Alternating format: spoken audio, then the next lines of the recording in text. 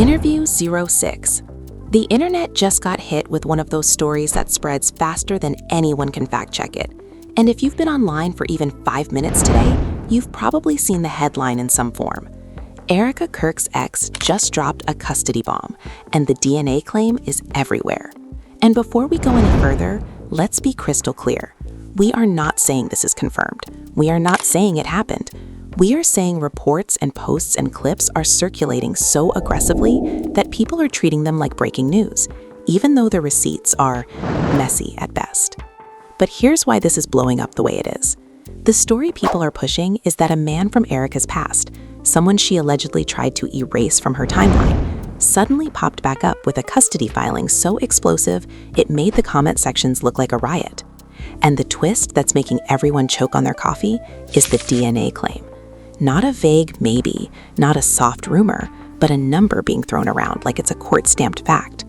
People are posting it, repeating it, screenshotting it, turning it into reaction videos, and the scarier part is how fast the internet decides something is true just because it's trending. And if you think this is just another piece of random gossip that will die by tomorrow, watch the way the story is evolving, because the chatter isn't only about paperwork, it's about betrayal, it's about reputation, it's about the Kirk name, the public image, the perfect narrative people think they know, and the idea that someone is trying to rip that apart in public. Fans are shocked, not just because of what's being claimed, but because of how dramatic the rollout feels. People are saying there are leaks, people are saying there are recordings, people are saying there's a panic moment caught on live where Erika supposedly realizes what's happening in real time. And that's the hook right there. Not did it happen, but why so many people want it to be real, why it's spreading like wildfire, and what it says about the kind of scandal the internet loves most. Because when a rumor mixes custody, DNA claims, and a public figure's image, emotions ran high instantly, and the family was left divided before anyone even knew what was verified. So now the only question is, who benefits from this story going viral, and what happens next if the internet refuses to let it go? The moment these reports started circulating, everything around Erika's name shifted overnight. Not because of a confirmed court ruling or an official statement, but because of how aggressively the story was framed and how quickly people ran with it. According to posts spreading across social media, an ex from Erika's past allegedly filed paperwork that shook the foundation of her carefully built public image. The claim wasn't presented as a quiet legal disagreement. It was framed as a bomb, something calculated to explode online first and ask questions later. And that framing mattered, because within hours, comment sections were no longer asking if the story was real. They were debating how Erika could have hidden something so big for so long. People sharing the story described the ex as someone erased from her narrative, a figure who supposedly existed before the polished version of Erika that the public knows now. The way the reports tell it, this man didn't just want attention, he wanted control, and custody was the weapon. Screenshots of supposed filings began to circulate, none of them verified, none of them traceable to an official source, yet treated like gospel. Fans zoomed in on blurry images, arguing over dates, names, and signatures, convincing themselves that the truth was right there if you looked hard enough. Emotions ran high because the stakes felt personal, not just for Erika, but for everyone who had invested emotionally in her story. What pushed the story from rumor to frenzy was the DNA claim, not presented carefully, not wrapped in uncertainty, but blasted out with confidence, complete with a percentage that looked scientific enough to silence doubt. People weren't asking where the number came from, they were asking why Erika would lie. Reaction videos popped up within minutes, creators staring into their camera saying things like, "If this is even half true, everything changes." "Fans are shocked" became the most repeated phrase across platforms, not because of proof, but because of the sheer audacity of the allegation. DNA implies permanence, something you can't explain away with bad timing or misunderstandings, and that's exactly why the rumor caught fire. As the story spread, it evolved. Some posts claimed the ex had been quiet for years, allegedly promised something that was never delivered. Others suggested there was an agreement, an understanding that he would stay invisible as long as certain conditions were met. None of this was backed by evidence, but the language used made it feel intimate, like secrets overheard rather than invented. People love a betrayal narrative, especially when it involves family, children, and the idea that someone built a life on a lie. The family was left divided in these retellings, with imaginary sides forming instantly. Supporters defended Erika, saying this smelled like revenge and clout chasing. Critics insisted silence meant guilt. Then came the supposed reactions. Posts claimed Erika was caught off guard, that she learned about the circulating claims the same way everyone else did, through her phone. Some said she was live when it happened, that viewers watched her expression change as notifications flooded in. There is no confirmed clip, no verified stream, yet people described the moment in vivid detail. They said her voice shifted, her smile faded, and the chat exploded with questions she couldn't answer. Whether this moment actually happened didn't matter to the internet. The image of it happening was enough to make it real in people's minds. Friends and associates were dragged into the narrative next. Anonymous sources began to appear, always unnamed, always allegedly close to the situation. One claimed Erika had always feared this moment, that she spent years controlling her image precisely to avoid something like this resurfacing. Another suggested the ex had tried to speak up before, but was shut down or ignored. Again, no proof, just stories stacked on stories, each one darker than the last. Every new detail made the previous version feel incomplete, forcing the audience to keep watching, keep scrolling, keep speculating. The more dramatic the claims became, the more the internet treated them as episodes in a series rather than unverified gossip. People started mapping timelines, counting months, comparing photos, analyzing old interviews for signs of deception. Casual comments from years ago were reframed as clues. Jokes were treated like confessions. Nothing was too small to be repurposed into evidence. And through all of this, the central fact remained unchanged. No official confirmation, no court documents released by credible outlets, just noise, loud and relentless. Yet the pressure built anyway. Creators began addressing Erika directly, demanding statements, explanations, denials. Silence was interpreted as strategy. Any delay became suspicious. Supporters begged her not to respond, warning that feeding the rumor machine would only make it worse. Critics argued that an innocent person would shut this down immediately. The contradiction didn't slow the story down, it accelerated it. Every possible reaction was framed as proof of something else. By the end of the day, the narrative had solidified into something that felt real enough to hurt. Erika's name was trending alongside words like custody and DNA, a combination that carries a heavy emotional weight. People spoke as if they were witnessing a family collapse in real time, even though what they were really watching was a story being built collectively, piece by strangers online. And that is what made this moment dangerous, not because of what was proven, but because of how easily a rumor, repeated often enough, can become a truth people refuse to question. The moment these reports started circulating, everything around Erika's name shifted in a way that felt immediate and irreversible, not because a judge spoke, not because a verified document surfaced, but because the internet decided this story was too dramatic to ignore. Posts framed it as a sudden custody filing from an ex who had supposedly been erased from Erika's past, a man described as quiet for years and then explosive all at once. According to the way the story is being told online, this was not about co-parenting or private disputes. It was about control, exposure, and humiliation played out in public view. People weren't reading cautiously, they were reacting emotionally, and that emotion fueled everything that came next. The DNA claim became the centerpiece almost instantly. Social media accounts began repeating the same line again and again, saying a test existed, saying it proved something undeniable, saying Erika knew all along. None of these posts linked to a verified source. None showed an official seal or a confirmed filing, yet the language used made it sound final. Percentages were thrown around as if they were court rulings. Creators read them out loud like facts, not allegations. Fans are shocked became the automatic response, not because anyone had checked the information, but because DNA carries a weight that feels absolute. Once that word enters a rumor, logic usually leaves the room. As the claim spread, the story grew more theatrical. The ex was described not just as someone seeking custody, but as someone returning for revenge. Posts said he had been promised silence, that there was an understanding he would stay away if certain conditions were met. These details were never supported, but they were written with confidence, like overheard truths rather than guesses. People shared them as if they had inside knowledge. The family was left divided in these retellings, even though no family member had actually spoken. Imaginary sides formed anyway, with supporters and critics arguing like they were defending real evidence instead of assumptions. Then came the supposed moment of realization. Several accounts claimed Erika found out about the circulating story while scrolling her phone, that she was unprepared for how fast it exploded. Some went further, saying she was live, interacting with followers, when the headlines hit her screen.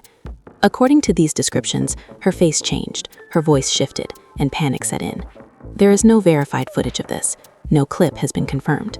But the internet filled in the gaps with confidence. People described the scene in detail, as if they had all witnessed the same moment. And once that image took hold, it became part of the story, whether it happened or not. Reaction channels jumped in immediately. Some spoke cautiously at first, repeating that these were just reports and claims. Others went all in, treating the rumor like a developing scandal. Phrases like, "if this is true," and "allegedly," were said quickly. then buried under dramatic commentary. Creators speculated about Erika's silence, debating whether it was strategic or fearful. Emotions ran high because the situation was framed as a moral test. Was she hiding something, or was she protecting her family from lies? Both sides spoke with certainty, even though neither had proof. Anonymous sources started appearing next. Posts cited friends of friends, insiders who supposedly knew Erika years ago, people who claimed to understand her past better than the public ever did.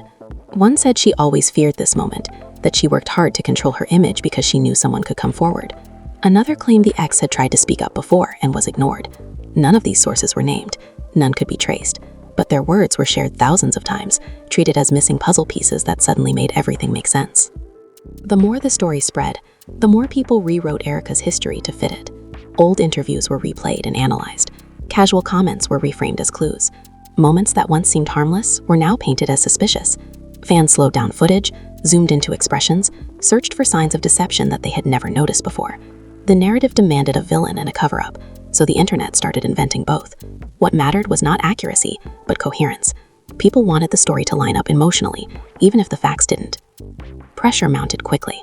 Users flooded Erika's accounts with questions, accusations, and demands for answers. Silence became its own form of evidence in the court of public opinion. Some argued that responding would legitimize the rumor. Others insisted that refusing to respond was an admission. There was no winning position once the story reached this level. Every possible move was interpreted through suspicion. Even supporters began to sound defensive, repeating that nothing was confirmed while still engaging with the drama. What made this moment particularly intense was how personal it felt to viewers. Custody and DNA are not abstract concepts. They touch on identity, family, trust, and betrayal. When those words are attached to a public figure, people project their own fears and experiences onto the story. That emotional connection made the rumor feel urgent. It didn't matter that no credible outlet had confirmed anything. The story felt real because it triggered real reactions. By the time the first wave of posts slowed down, the damage was already visible. Erika's name was tied to a narrative she did not create, one that painted her as either a master manipulator or a victim of a calculated smear. The internet didn't wait for clarity. It moved on to speculation, building a version of events that felt complete enough to believe. And that is how the story settled into place, not as a proven fact, but as a shared assumption, repeated so often that many stopped questioning where it began. Once the initial shock wore off, the story didn't calm down, it mutated. What started as a single custody claim rumor began splitting into multiple versions, each one louder than the last. People online weren't satisfied with just believing something might be happening. They wanted motive, backstory, and a villain arc that made emotional sense. So the narrative shifted toward the ex himself. Posts began painting him as someone who had been waiting, watching, holding on to resentment for years. According to these reports, this wasn't a sudden decision. This was a calculated return, timed perfectly to cause maximum damage. Accounts claimed the ex felt erased, written out of a life he believed he should still be part of. They said he watched Erika rebuild herself publicly, while he faded into obscurity, growing angrier with every milestone she reached. None of this was verified, but the internet embraced it because it fit the story people wanted. Betrayal is always more compelling when it feels premeditated. Fans Are Shocked became less about the DNA claim and more about the idea that someone could wait so long to strike. The story suggested patience as a weapon, silence as leverage, and custody as the final move. Then the dialogue began. Not real dialogue, not recorded conversations, but imagined exchanges written into posts and reaction videos. People quoted what the ex supposedly said, what Erika supposedly promised, what arguments allegedly happened behind closed doors. Phrases like, "You said you'd stay quiet," and "this wasn't part of the deal," appeared again and again, as if they were pulled from transcripts instead of speculation. These imagined words gave the rumor texture. They made it feel lived in, like a memory instead of a theory. The family angle intensified everything. Posts claimed relatives were blindsided, that conversations were happening in private group chats, that trust was collapsing behind the scenes. Some said family members felt manipulated. Others said they were furious at the ex for dragging children into a public mess. "The family was left divided" became the summary line, even though no one from the family had spoken publicly. Still, the idea stuck. People debated which side relatives would choose, as if they were characters in a drama instead of real people whose silence meant nothing had been confirmed. Fans began choosing sides too. Some defended Erika fiercely, arguing that rumors built on anonymous posts should never outweigh a person's character. They pointed out how often women are targeted with paternity narratives, how quickly motherhood becomes weaponized online. Others were less forgiving. They said patterns mattered, that silence mattered, that stories like this don't come from nowhere. Emotions ran high because the debate wasn't really about Erika anymore. It was about trust, belief, and how much evidence people think they need before deciding someone is guilty. Reaction creators leaned into the chaos. Thumbnails grew more dramatic, voices dropped lower, pauses stretched longer. Words like explosive and devastating were used carefully, not to state facts, but to amplify feelings. Creators reminded viewers that everything was alleged, then spent 30 minutes breaking down why it felt real. This balance between caution and sensationalism kept the story alive. It allowed people to say they were just discussing reports, while emotionally committing to the outcome. The rumor evolved again when people started claiming there were documents, not released documents, not verified filings, but documents somewhere. Screenshots of screenshots appeared, each one blurrier than the last. Dates were circled, names were highlighted. Nothing could be traced back to an official source, yet each image added a layer of perceived legitimacy. Viewers told each other to look closely, to connect the dots, to read between the lines. Skepticism was framed as ignorance, not caution. Then came the psychological angle. Posts claimed Erika had been living in fear, that every public appearance was an act, that her confidence was a mask. Armchair analysts dissected her body language from old clips, insisting they now understood her expressions. Smiles were labeled forced, pauses were labeled panic. Even moments of joy were reframed as relief that the truth hadn't surfaced yet. The story demanded tension, so tension was retroactively applied to everything she had ever done in public. Meanwhile, the ex was portrayed as calm, composed, almost cold. Some posts described him as finally standing up for himself. Others painted him as manipulative, using the system to punish someone who moved on. The contradiction didn't weaken the story, it strengthened it. Complexity makes rumors feel mature, less like gossip and more like analysis. People argued over his intentions with the same intensity they argued over Erika's silence. The conversation spilled beyond fan spaces. Casual users who had never followed Erika before suddenly had opinions. Political commentators referenced the rumor as an example of cultural decay. Relationship coaches weighed in on trust and secrets. Legal influencers discussed hypothetical custody battles without referencing any real case. The story became a vessel for everyone's personal viewpoint. Erika and her ex became symbols instead of individuals. What made this phase especially intense was the sense of inevitability people felt. Many spoke as if the truth was already known, just not officially acknowledged. Phrases like, "it's only a matter of time," and "this will all come out," were repeated endlessly. The internet loves the feeling of being ahead of confirmation. It turns waiting into participation. Every refresh feels like progress, even when nothing new is actually happening. Through all of this, one detail remained constant. No confirmation arrived, no court statement, no verified report from a credible outlet. Yet the story continued to grow, because it no longer depended on facts, it depended on belief. And belief, once shared widely enough, becomes its own form of reality online. By the time people paused to ask what was actually proven, the narrative was already moving forward, carrying assumptions with it like established history rather than unverified rumor. By the time the story reached this stage, it had stopped behaving like a rumor and started acting like a living thing. It fed on every reaction, every denial, every moment of silence. What made it even more volatile was the introduction of new dramatic layers that people claimed were coming next. Suddenly, the conversation was no longer just about custody or DNA claims circulating online. It was about alleged recordings, whispered agreements, and secrets that people insisted were waiting to be exposed. None of it confirmed, all of it framed as inevitable. Posts began claiming there were audio clips, not released, not heard publicly, but rumored to exist. People said there were voicemails, private calls, messages that would change how everyone saw the situation. Creators leaned forward in their chairs, lowering their voices, telling audiences that if these recordings ever surfaced, everything would collapse. The language was careful but suggestive. Words like reportedly and allegedly were sprinkled in, but the tone did the real work. Suspense was the product, and people were buying it without question. This is where the narrative turned darker. The ex was no longer just someone filing for custody in these retellings. He became a keeper of secrets, someone who allegedly held proof, leverage, something Erika feared. Post claimed this was why she stayed silent, why she hadn't shut the rumors down aggressively. Fear became the explanation for everything. Fear of exposure, fear of losing control, fear of the past being dragged into the present. None of this was supported, but it felt logical to people who already believed the core rumor. Fans began arguing over what kind of person Erika really was. Some said she was calculating, someone who carefully managed her image and underestimated the consequences. Others said she was trapped, emotionally cornered by someone who refused to let go. The debate was intense because both interpretations could exist at the same time in a fictional narrative, and that's what this had become, a story people were co-writing in real time, filling in gaps with whatever made the most emotional sense to them. Another twist emerged when people started talking about timing. They claimed the ex chose this moment intentionally, that the story wouldn't have landed the same way years ago. Now, with social media amplifying every whisper, one post could reach millions before anyone checked its accuracy. Timing became part of the accusation. People said he waited until Erika was at her peak, until her reputation felt stable enough to shatter. Again, no proof, just a storyline that felt satisfying to an audience hungry for drama. The imagined fallout grew larger with every retelling. People spoke about private calls between family members, tense conversations behind closed doors, trust breaking down quietly while the internet screamed loudly.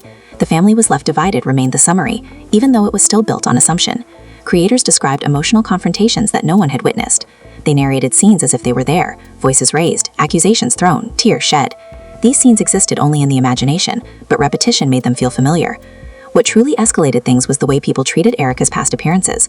Interviews from years ago were replayed with new captions. Moments that once seemed mundane were now framed as foreshadowing. People said, "Look at how she avoids certain questions," or "Notice how she changes the subject." Hindsight bias took over. Once people believe a secret exists, they can find evidence of it anywhere. Every pause becomes suspicious. Every smile becomes rehearsed.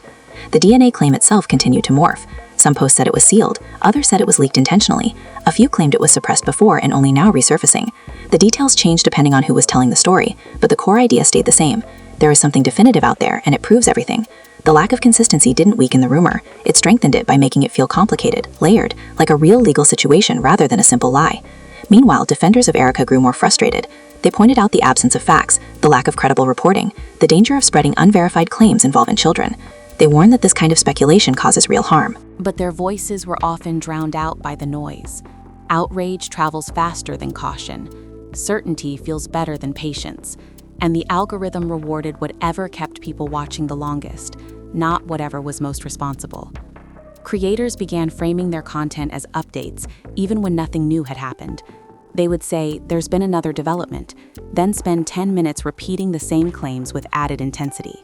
This created the illusion of momentum. Viewers felt like they were keeping up with a fast-moving situation, even though the foundation hadn't changed. It was a loop, and the audience was trapped inside it willingly. Some posts went even further, hinting at consequences beyond reputation. They speculated about legal trouble, about investigations, about outcomes that felt far too serious for something so unverified. Legal language was used loosely, enough to sound convincing without committing to anything. Phrases like, "This could have serious implications," or, "If proven, this would change everything," were everywhere. Conditional statements dressed up as predictions. Through all of this, Erika herself remained silent publicly, at least according to what people could verify. That silence became the loudest part of the story. People projected meaning onto it constantly. Some said it was strategic, a legal move. Others said it was emotional, a sign of collapse. Silence is the perfect blank canvas for speculation, and the internet painted it with whatever colors it wanted. By now, the story had fully detached from its origins. It was no longer about a single claim circulating online. It was about power, secrets, image, and downfall. People weren't waiting to see if it was true. They were waiting to see how it would end. And that expectation, that belief in an inevitable reveal, kept the rumor alive, expanding, mutating, and hardening into something that felt almost impossible to undo. By the time the story reached its most intense phase, the internet had already decided that something massive was hiding just out of view. People stopped asking what was verified and started asking what was coming next. The rumor machine shifted from speculation to anticipation. Posts claimed the truth was about to drop, that someone was about to speak, that something could no longer be contained. This sense of an approaching reveal kept everyone hooked, refreshing feeds, watching streams, waiting for the moment that would supposedly change everything. The ex was now framed as a ticking clock. Accounts described him as someone holding back, not because he had nothing, but because he had everything. People said he was waiting for the right moment, the right pressure point, the right reaction. The idea that someone could control the narrative by choosing when to speak made the story feel dangerous. Fear and power became central themes in how people talked about Erika. Fear of exposure, power over silence, power over timing. Again, no proof, but the emotional logic was compelling enough to keep spreading. The conversation around custody grew more intense as well. People began arguing not just about whether the claim was real, but about what custody symbolized in the story. It wasn't about the legal definition anymore. It was about ownership, legitimacy, and public identity. Custody became shorthand for everything at stake. Who belongs where? Who has the right to claim a story? Who gets believed? Fans projected their own experiences onto it, making the rumor feel personal. When something feels personal, people defend their position harder. At this stage, even hypothetical outcomes were treated like spoilers. Users debated what would happen if the claims were proven false or true, speaking as if one of those endings was guaranteed. Some said Erika would come out stronger, exposed but resilient. Others insisted this would be the end of her public image. The language was final, dramatic, absolute. The internet doesn't like uncertainty. It prefers conclusions, even imagined ones. Creators began to talk about consequences in broader terms, not just for Erika, but for culture. They framed the story as a lesson, a warning, an example of how secrets always surface. This moral framing gave the rumor weight. It wasn't just entertainment anymore. It was commentary, even if the foundation was still unverified. Viewers felt justified engaging with it because it was framed as discussion, not accusation. The distinction was thin, but it mattered to people's conscience. At the same time, cracks began to appear in the narrative. Some users started questioning inconsistencies. They asked why no credible outlet had confirmed anything. They wondered why screenshots never led anywhere. They noticed how details changed depending on who was telling the story. These questions didn't stop the rumor, but they created tension within it. Belief was no longer unanimous. Doubt crept in quietly, even as the noise stayed loud. Supporters of Erika pushed back harder now. They emphasized the damage of speculation, especially when children are involved. They accused creators of exploiting drama for views. They reminded audiences that silence can be legal advice, not guilt. Their arguments were rational, but rationality struggles to compete with suspense. Still, their presence shifted the tone slightly. The story was no longer one-sided outrage. It became a conflict between skepticism and belief. The internet loves a countdown, and this story became one without a date. People said something would happen soon. They said someone would speak. They said a statement was coming. Soon stretched endlessly, but hope kept people watching. Every unrelated post was examined for hidden meaning. Every pause was interpreted as preparation. The audience felt like detectives waiting for a breakthrough that might never arrive.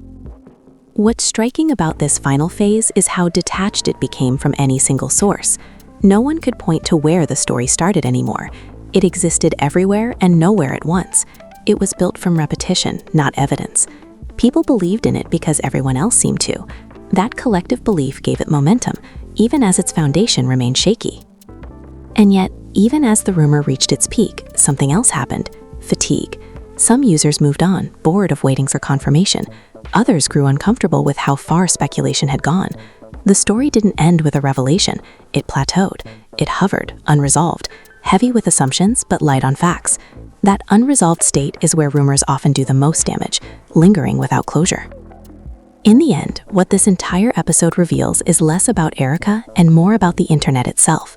How quickly a claim can become a narrative, how easily emotion can replace verification, how silence can be rewritten into meaning.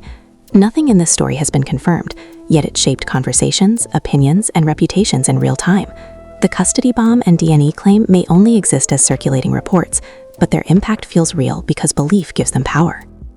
And that is where this part of the story settles. Not with answers, not with proof, but with a question hanging in the air. What happens when the internet decides a story is true before reality ever catches up? If you made it this far, then you already understand why this story refuses to disappear. Not because anything has been confirmed, not because a court has spoken, but because the internet decided this narrative was too powerful to ignore. Right now, you are watching how rumors turn into movements, how speculation becomes belief, and how silence gets rewritten into meaning. And that's exactly why your voice matters here. So now it's on you. Do you think these circulating reports are the early signs of something real that hasn't surfaced yet? Or do you believe this is a carefully inflated story driven by clicks, outrage, and algorithm pressure? Do you see Erika as someone being targeted by a past she tried to escape, or as someone whose silence made the internet suspicious? And what about the X in this narrative? Calculated and patient, or simply a character the internet built to make the story more dramatic? Drop your thoughts in the comments, because this conversation doesn't move forward without you. Every opinion, every theory, every disagreement keeps this discussion alive and forces people to look at how quickly we accept stories without proof. If you think this whole situation proves how dangerous unverified claims can be, say that. If you think there's more beneath the surface and the truth hasn't dropped yet, say that too. And before you scroll away, do one more thing. Hit that like button if you want to see how these internet narratives evolve in real time. Subscribe if you want more deep dives into viral stories that blur the line between rumor and reality. Turn on notifications because stories like this don't end cleanly. They fade, resurface, and sometimes explode again when you least expect it. Most importantly, remember this. What you choose to believe online shapes reputations, lives, and outcomes long before facts ever arrive. So stay curious, stay skeptical, and stay locked in, because